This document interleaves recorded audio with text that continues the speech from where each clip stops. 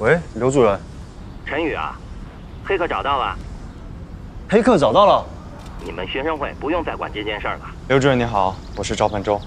你不是不喜欢跟领导打交道的吗？我马上过来。请进。哇，你来干嘛？你求求呗。周晓同学，你应该知道我叫你过来干嘛吧？主动坦白吧。主任，事情是我干的，你别吓唬他了。怎么回事？主任，他们是好朋友。哇，你说话别含沙射影啊！事儿是我干的，周晓他毫不知情。你有什么证据证明他不知情？我有证据。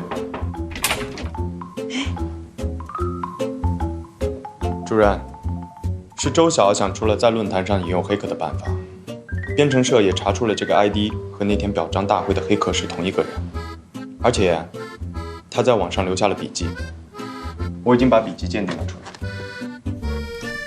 哇，好厉害！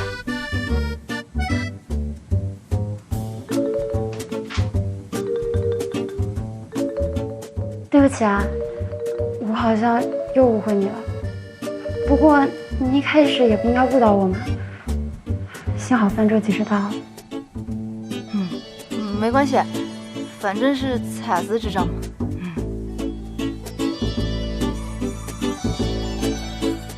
你们都先出去吧。蔡同学，你留下来。好。好，那我先出去了。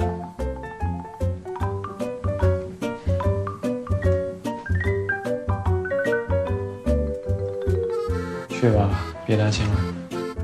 谁担心你？活该！蔡同学，你来给我解释一下，这到底是怎么回事？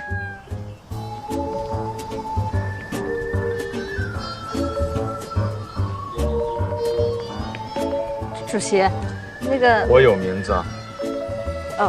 赵范舟。是这样的，你能不能帮我个忙啊？你不是学生会主席吗？什么忙？就是你能不能帮我跟那个刘主任说一声，求他放过蔡雅思？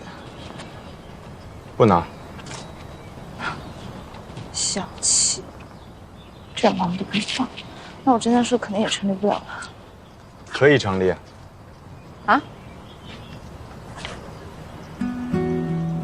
你不是已经证明了侦探社存在的意义吗？对啊，那我现在是侦探社社长啦 ！Yes， 我都是社长了，还是救不了蔡雅思。